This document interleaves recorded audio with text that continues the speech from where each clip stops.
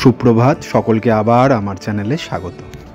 আজকে আপনাদের সকলকে নিয়ে যাব আমাদের উত্তর 24 পরগনার শ্যামনগরে। শিয়ালদা মেন লাইনের ব্যারাকপুর লোকাল বাদে সমস্ত ট্রেনই শ্যামনগরের উপর দিয়ে যায়। তাই শ্যামনগরে এক বৌদ্ধ মঠে আপনাদের আজকে নিয়ে যাব। গত বছর গেছিলাম কলকাতার মহাবোধি সোসাইটিতে এবং সাউথ কলকাতার জাপানি মন্দিরে। এবছর নিয়ে যাব শ্যামনগরের বৌদ্ধ মঠে। চলুন, আশা করি সকলের ভালো লাগবে শ্যামনগরের এই বৌদ্ধ মঠ। যদি আপনি সড়ক পথে আসতে চান তাহলে কল্যাণী রোড ধরে চলে আসুন শ্যামনগর। এছাড়াও যদি আপনি বিটি রোড ধরে আসতে চান তাহলে ব্যারাকপুর অবধি চলে এসে তারপরে ঘোষপাড়া রোড হয়ে পলতা, ইছাপুর, গানসেল ফ্যাক্টরি ক্রস করে চলে আসতে পারেন শ্যামনগরে। এছাড়াও যদি আপনি ফেরি পার করে আসেন তাহলে চন্দননগর থেকে তেলেনিপাড়া ঘাট চলে আসুন। সেখান থেকে গঙ্গা পার করে শ্যামনগরের কালী মন্দিরের পাশের রাস্তা দিয়ে বেরিয়ে এসে অটো ধরলেই চলে আসতে পারবেন এই বৌদ্ধ মঠে। ভগবান বুদ্ধের বাণী আমাদের জীবনকে আরও সুন্দর পথে নিয়ে চলুক এই কামনাই করি। জীবে প্রেম আমাদের মধ্যে জাগ্রত হোক, মানুষ মানুষের পাশে দাঁড়াক, মানব বন্ধন দৃঢ় হোক এই কামনাই করি। বুঝতে পারবেন না, 2569তম জন্মবার্ষিকী। অর্গানাইজড বাই লেখা রয়েছে।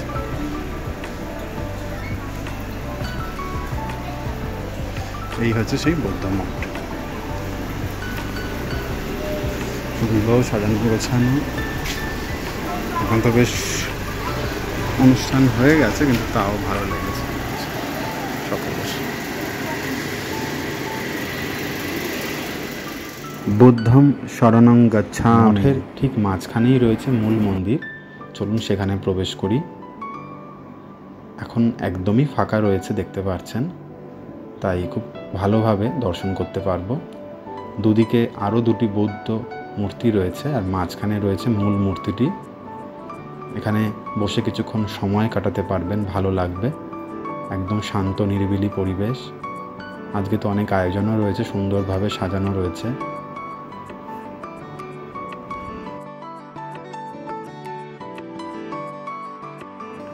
গতকাল যেহেতু বুদ্ধ পূর্ণিমা ছিল তাই মঠটি খুব সুন্দরভাবে সাজানো হয়েছিল। এই অঞ্চলের বৌদ্ধ ধর্মাবলম্বীরা এখানে এসেছিলেন প্রার্থনা জানাতে। সকালবেলা বৌদ্ধদের নানা সঙ্গীতও এখানে হয়েছিল, দেখতেই পাচ্ছেন। সুন্দর সাজানো গোছানো রয়েছে, চেয়ার পাতা রয়েছে, অনেক কিছুরই আয়োজন হয়েছিল। সিদ্ধার্থ অথবা গৌতম বুদ্ধের বাণী আমাদের জীবনে সৎ পথে চলার উপদেশ দেয়। জগৎ দুঃখময়, দুঃখের থেকে নিবারণ পাওয়ার নানা পথ তার বাণীর মধ্যে রয়েছে। আর্য সত্য,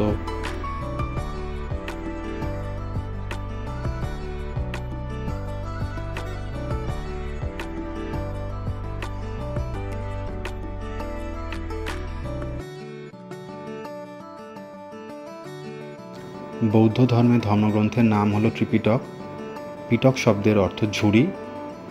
বিনয় পিটক, সত্য পিটক এবং অভিধর্ম পিটক, এই তিনটি হলো এই ত্রিপিটকের তিনটি অংশ, যেখানে বৌদ্ধ ধর্মের নানা বাণী উপদেশ রয়েছে।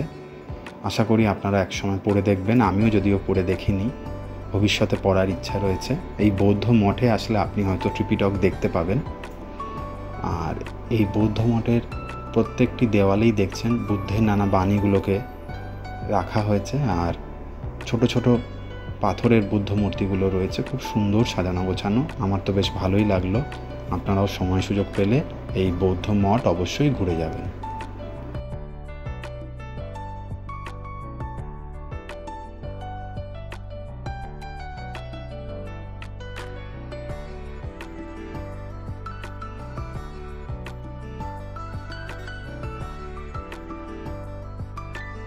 কলকাতাতেও অনেক বৌদ্ধ মঠ আছে, অবশ্যই ঘুরে দেখবেন।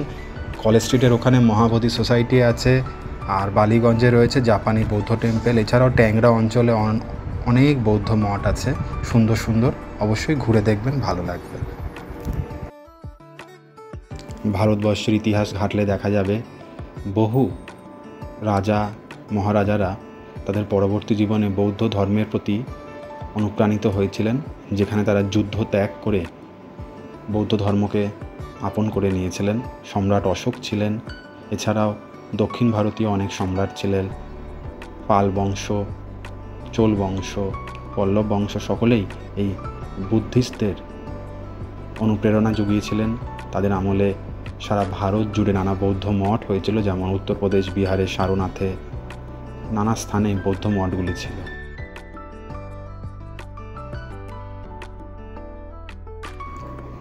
এই মঠের বাইরেও বুদ্ধ শায়িত অবস্থায় রয়েছেন, দেখতেই পাচ্ছেন। খুব শান্ত স্নিগ্ধ পরিবেশ। আর গৌতম বুদ্ধ যখন তার ভক্তদের মধ্যে ধর্ম প্রচার করেছিলেন, সেই সময়েরও একটি মূর্তি রয়েছে, দেখতে পাচ্ছেন। আজকে সকলেই আসছেন এখানে, তাদের মনের বাঞ্ছা জানাচ্ছেন, মনস্কামনা জানাচ্ছেন বুদ্ধের কাছে। মোমবাতি জ্বালিয়ে প্রার্থনা করা হচ্ছে।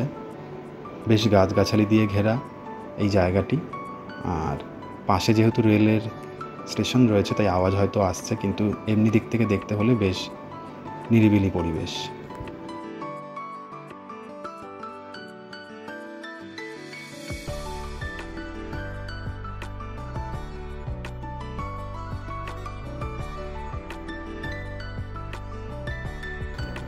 আশা করি আপনাদের আমার এই বৌদ্ধ মঠ ঘুরে ভালো লাগছে। আর ভালো লাগলে অবশ্যই আমার চ্যানেলটি সাবস্ক্রাইব করবেন।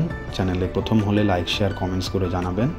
আর ভিডিওটা পুরো শেষ অবধি দেখবেন। আশা করি আপনাদের অনেক প্রশ্নের উত্তর দিতে পারবো এবং কিভাবে এই মঠে আসবেন আপনাদের ভালোভাবে জানাতে পারবো।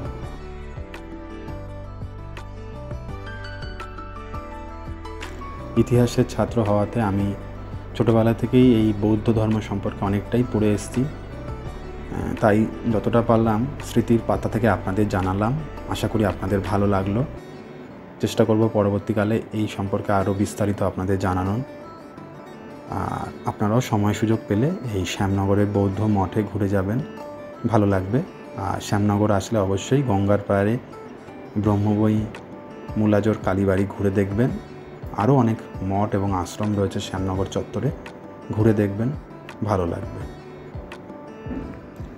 ভারত ছাড়াও নেপাল, ভুটান, জাপান, চীন, ইন্দোনেশিয়া, জাভা, সুমাত্রা এই সকল দেশগুলিতে বৌদ্ধ মঠ রয়েছে। তিব্বতেও রয়েছে, যেখানে দালাই লামা রয়েছেন ধর্মগুরু হিসাবে। এই সকল দেশগুলোতে এই বুদ্ধ পূর্ণিমার তিথিকে খুব সুন্দরভাবে পালন করা হয়। অত্যন্ত পবিত্র দিন আজ। গৌতম বুদ্ধ আজ নেপালের কপিলাবস্তু নগরে লুম্বিনী উদ্যানে জন্মগ্রহণ করেছিলেন বলে আমরা জানি, যার বাল্য নাম ছিল সিদ্ধার্থ। পরবর্তী সময় তিনি তার মা মারা যাওয়ার পর মাসির কাছে মানুষ হওয়ার জন্য তার নাম হয়েছিল গৌতম।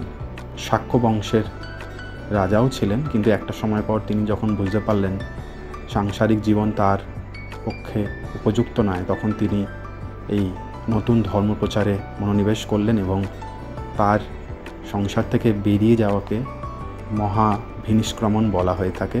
পরবর্তীকালে বিহারের সারনাথে বোধিবৃক্ষের তলায় তিনি সাধনা করেছিলেন এবং তিনি সেখান থেকে বুদ্ধ অথবা বোধি জ্ঞান লাভ করেন। তারপরেই এই বৌদ্ধ ধর্মের প্রচার শুরু করেন তার ভক্তদের সাথে, তার অনুগামীদের সাথে, যেখানে তিনি প্রথম তার বৌদ্ধ সঙ্গীতি করেছিলেন। পরবর্তী সময় হীনযান ও মহাযান এই দুটি ভাগে বৌদ্ধ ধর্ম বিভক্ত হয়ে পড়েছিল এবং ধীরে ধীরে তারা বিলুপ্তির পথে চলে আসে। জৈন ধর্মের সাথে তাদের সংঘাত হয়েছিল। পরবর্তী সময় তাদের অস্তিত্ব ধীরে ধীরে সংকটের মুখেই পড়ে। তবুও ভারতের বুকে এখনও অনেক বৌদ্ধ মঠ রয়েছে এবং বৌদ্ধ ধর্মের অনেক মানুষ এখানে বসবাস করেন। বর্তমান সময়ে সারা বিশ্বজুড়ে এমন অস্থির পরিস্থিতি চলছে, নানা দেশের মধ্যে যুদ্ধ লাগছে, সমাজে নানা সমস্যা তৈরি হচ্ছে। একমাত্র মুক্তির উপায় হলো বৌদ্ধ ধর্মের আদর্শকে অনুসরণ করে চলা। আমার মনে হয় আসুন আমরা বৌদ্ধ ধর্ম সারা বিশ্বকে মানব ধর্মের বিশ্ব ভ্রাতৃত্বের বার্তা দিয়ে এসছে। জীবে প্রেমের বার্তা দিয়ে এসছে।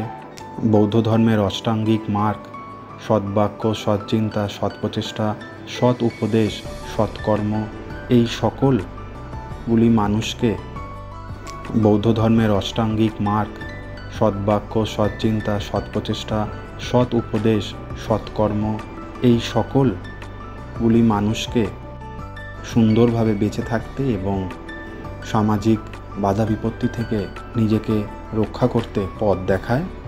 আশা করি আমরাও সেই পথগুলি স্মরণ করব। আশা করি শ্যামনগরের এই বৌদ্ধ মঠের ভিডিও দেখে আপনাদের ভালো লেগেছে।